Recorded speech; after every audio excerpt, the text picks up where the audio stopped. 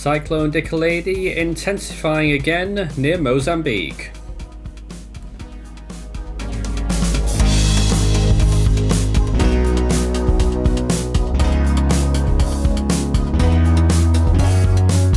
And now the latest around the wide world of tropics.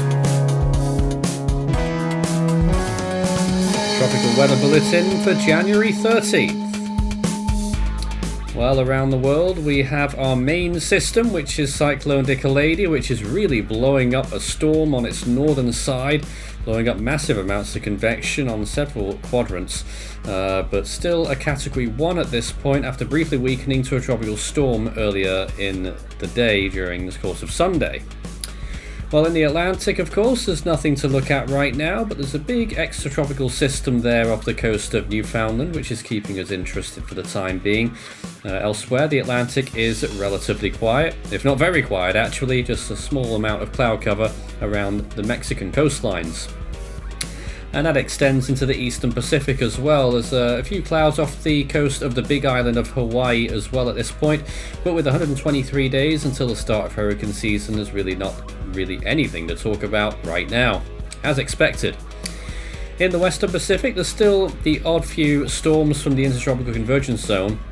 A few showers over the South China Sea extending over Palawan in the Philippines, but over Palau, possibly some thunderstorms there as well right now. In the North Indian Ocean, it's also a relatively quiet picture with 2 weak disturbances in the lower latitudes there, one in the Bay of Bengal and one out over there in the Arabian Sea, far away from any land. So not too much to talk about here. So let's get to the activity. It's in the southern hemisphere as expected. It's Dikeledi, which is over there, getting quite close now to the coast of Mozambique, following almost in the footsteps of Chido, but a little bit further south. It will possibly make landfall if it does so near Nacala, a little bit to the south of there, and then start to squirm towards the south and then possibly even southeasterly. And this is what's left of Pita. You can see there attached to some clouds along that line of frontal storms, but really Pita, it didn't last that long and it is now done with. That was the 7th storm of the southern hemisphere this season. But right now we're looking at the 6th. That's Cyclone Dikeledi, which formed first, and still a cyclone warning for the coast of Mozambique. It is 148 kilometers from Alimperia, 165 from Nacala, you can see it there on the map, 286 from Angoche, 641 from Morondava on the western coast of Madagascar, and 652 from Quelimane, much further down along the coast southwestwards from the storm on the coast of Mozambique. So serious impacts possible for some of those coastal areas during the course of the next 24 hours. Well, here it is on satellite imagery right now, a really interesting appearance that this storm has. It's almost got a closed off eye, but there's a massive gap on that southern side and it's been there for pretty much all day, really throwing up massive cloud tops in all other quadrants of the storm except for that massive area on the southern side that's open at this time. Certainly on satellite it appears that way anyway, and that's possibly due to dry air intrusion. It looked like wind shear was getting at the storm a little bit earlier today as well, but it's fighting that off again. What does it mean really for land areas? Well, look at the amount of convection over towards the western side of the storm as we switch to Force 13 website imagery, and along that western side of the storm, huge cloud tops spewing over the eastern side of Mozambique, the northeastern provinces. So lots of rainfall expected underneath those clouds right now, and that will be a big chunk of the total rainfall that we'll be expecting over the next 24 to 48 hours, of which it could reach up to 300 millimeters. So the big chunks of convection there, not the main part of the storm yet, however. Look at those latest images. You'll see those pink areas near the center starting to get closer now. Now they're yellow, minus 80s in terms of cloud tops. At times, 1 or 2 spots getting to minus 90 there. But the main core of the storm is getting closer to land. It should probably arrive in the morning, late in the morning.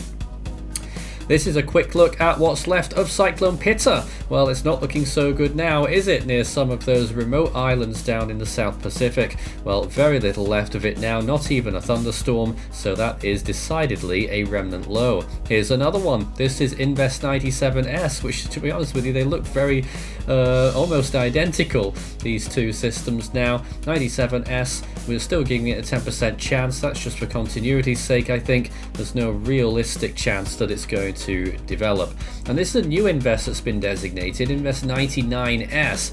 I'm not actually sure where this one is. I think, looking at the daylight arriving, it must be towards Christmas Island, but not much going on with that yet. This is the view off the US East Coast out over the Western Atlantic. A generally quiet picture, a lot of low cloud in the area there, and obviously cold temperatures as we've been accustomed to in recent days. Across the Caribbean, things are looking generally quiet. A little bank of cloud between Jamaica and the Yucatan Peninsula. And looking towards the Eastern Pacific, there's 3 banks of cloud there, distinct banks there in the intertropical convergence zone. 1 or 2 thunderstorms in the area. Well, I thought we'd show you Alaska right now, a massive windstorm over the US state there, and you can see just how large this system is, almost covering the entirety of Alaska. So a really impressive windstorm, loads of warnings out there right now. Here's the Western Pacific, showing you 2 distinct areas there as well, as we were alluding to in our opener. And this is the Bay of Bengal, where there's a little area of convection there over the open waters, well to the southwest of the Andaman Islands, east of Sri Lanka. A little bit of a close-up here of the region, the Mozambique Channel. Obviously you can see Cyclone Dikeledi at the top there, which is really looking very jagged, not your usual cyclonic appearance, but certainly still carrying a lot of intensity. You see a secondary area of lots of storms blowing up there in southern or central Mozambique, heading up towards Beira. That will be part of what we're going to be seeing in the next couple of days, massive rainfall amounts in the Beira area, which may not be entirely to do with Dikeledi, but mainly to do with that big line of storms that we just saw there, stretching way out over the South Indian Ocean. The Australian region, there's a few storms there in the Gulf of Carpentaria and in Western Australia right now, none of them really anything to do with tropical activity. And this is the South Pacific, where we have a few storms there north of Fiji, getting towards Samoa, but in general it is a pretty quiet picture, ex-Pita in the centre. Well, sea surface temperatures have remained pretty stagnant in the Atlantic. Of course, we're getting near our minimum now towards the winter time. Still temperatures holding on to 28 degrees on some of the Windward Islands. Western Pacific also getting towards that stage as well. Cooler waters dipping right down there along the coast of Vietnam. Around the Philippines, though, temperatures pushing 28 or 29 degrees Celsius generally. Off the coast of Madagascar, look at the huge amount of warm waters waiting for Cyclone Dikeledi as it moves further southwards. The big question there is whether it hugs the coast of Mozambique too much and weakens, or whether it will hold its own and get stronger much more quickly. Here's Australia. Look at the huge amount of warm sea surface temperatures there all along that northern coast, into the Coral Sea as well. 30 degrees waters, plentiful abound for all of those areas right now. And looking at the anomaly, you can see it is well above average off Western Australia, up to 5 degrees above normal, and a few spots south and west of Madagascar running up some significant numbers above normal as well there, getting up towards 4 degrees above. So really fuel for Dikeledi right there. Western Pacific also looking pretty good right now compared to average, and the Atlantic generally good too, except in those subtropical Sargasso Sea region really. This is getting a little bit old now, but the imagery isn't updating correctly on the Ocean Heat Content website.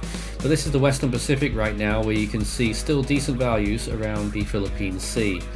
The South Pacific is still being updated, and you can see the latest imagery here. I mean, it's not changing that much day on day, but huge amounts of energy there in those lower latitudes around the Solomon Islands, but storms generally form a bit further south. Coral Sea looking like the best place, as well as near Samoa for any future cyclones. But will we see any? Let's see what the GFS has to say. Well, we were only showing Dikeledi in the short range, and you can see there it just moves inland just a little bit and then moves back out. GFS uptrending again now because there's less of a landfall than its earlier forecasts. So there's a second, or actually it would be a third now, hurricane equivalent peak there, this time moving along the western coast of Madagascar near Toliara, and then moving towards the southeast, grazing the coast, and then continuing out towards the southeast. Still two schools of thought on that one, whether it'll actually do a proper recurve like that and speed up, or whether it will get caught in the Mozambique Channel and do a bit of stalling and very erratic movement. It looks like the GFS parent model is now on board with the recurve.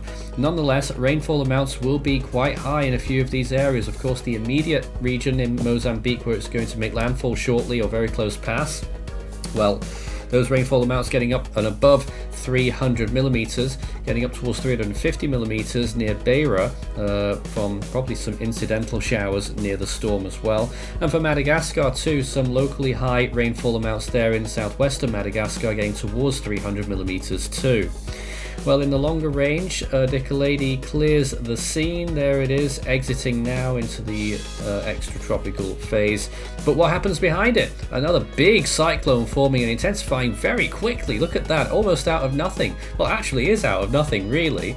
Could even be those little storms that are in South Africa right now in southern Mozambique that might contribute to this. But eventually, around the 20th of January, a big cyclone forming and getting strong very quickly to hurricane force winds. This is also in the medium range that we're looking at now, a system off Australia. GFS has been hot and cold with this system. It's gone hot again, calling for a major cyclone there affecting the coast of Western Australia. Storms like that aren't that rare really at this time of year in this area. It's a very isolated part of Western Australia along that coastline, but nonetheless a big cyclone possible there within that 10-day period. Scan the barcode and that will take you through to the Forster Team merch store where you can take a look at our items as well as our full season and individual storm animations on request. And a reminder, it's getting so close now, our Western tour is really creeping up on us. We'll be all around parts of the United States and the Caribbean islands, mainly the Lesser Antilles, throughout the late part of January into early February. Really looking forward to it, hope to see you there. Well, in the longer range, silly range I should say, between days 10 and 16, we just see the continuation of that big storm there off Mozambique. That would be a big story. Very large influence, very strong winds, probably up to category 2 force there.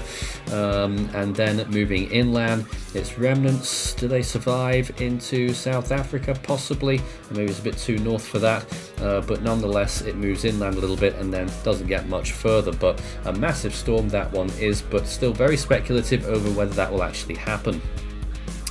There's that powerful cyclone moving inland over Western Australia, recurving as normal in that area.